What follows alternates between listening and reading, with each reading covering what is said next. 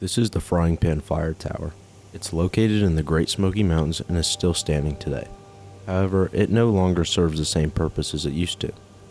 This fire lookout used to be an instrumental tool for the National Park Service in the Appalachian Mountain Range. Since it was decommissioned in the 90s, it's found a new purpose.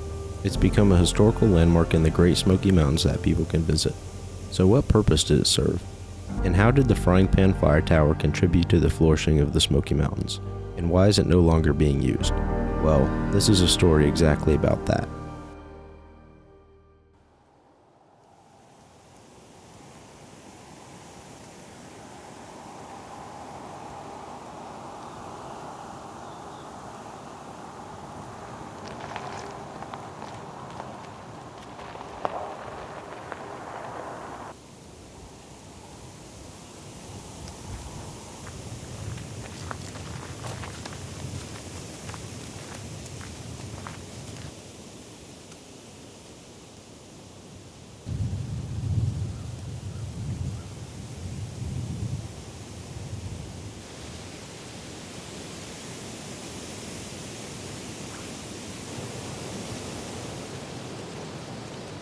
In order to fully understand Frying Pan's purpose and its contribution to the Smokies, we have to go back in time.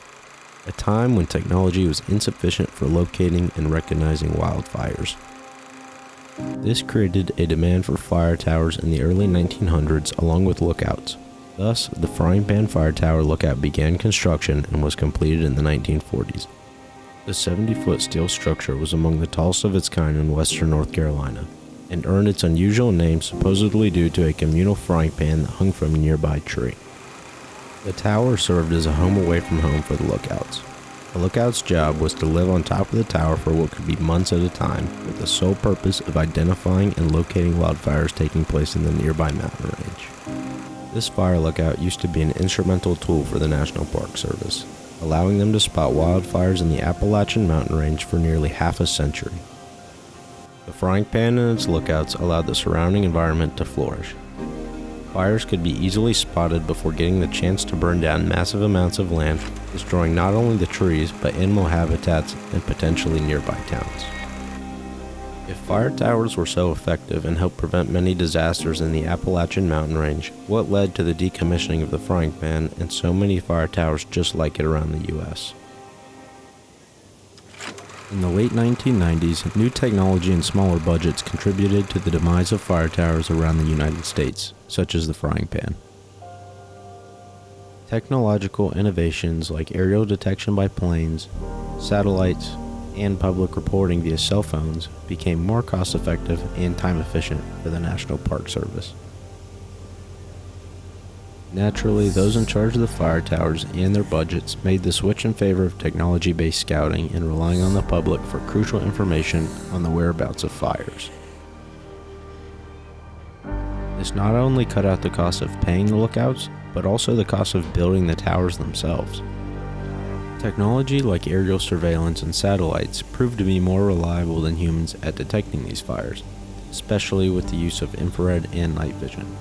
Operations could be carried out during the day as well as at night, which was a monumental shift in consistency for the park services and smoke jumpers. Due to the abundance of new technology and modern capabilities, the frying pan was finally decommissioned in the late 90s for good.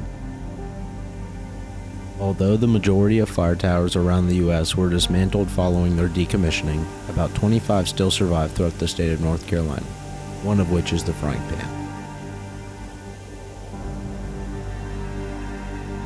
The National Park Service advocated for the preservation of the tower, leaving it as a site for visitors to catch a glimpse of the important role fire towers played in a time long before modern technology.